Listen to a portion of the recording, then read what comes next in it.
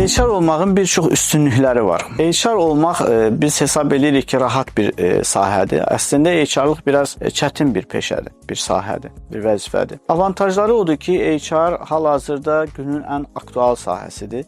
Çünki ən çox tələb görən bir sahədir, perspektivi bir sahədir. HR olmaq bir şirkətin inkişafına ən çox töhfə verəcək bir vəzifələrdən biridir. Bunu belə nəzərə alaq. Çünki bir şirkətin inkişafı, rəqabət qabiliyyətinin artırılması, onun personalının güclü və davamlı olmasının təməlində HR-ın əsas rolu var. Bu ona gətirir ki, yəni doğru insanı doğru zamanda, doğru vəzifədə əyləşdirmək. HR-ın əsas vəzifəsi budur və bundan sonra həminki olan işçilərin, yəni şirkətin daxilində olan işçilərin müəyyən bir zaman içərisində onların eğitilməsi, onların vəzifələrini dəyişdirilməsi, onları daha da üst səviyyəyə gətirilməsi üçün bir yol qət etməsinə yardım edir. Və bu proyekti, yəni A-dan Z-yə qədər olan bir qalxış, deyək ki, biz ona karyera planlaması deyirik. Bu trayektoriyanı cizən HR-dır. HR-ın olması şirkətin inkişafına, şirkətin deyək ki, rəqabət qabiliyyətliliyinin artmasına çox böyük töhfə verəcək bir vəzifədir.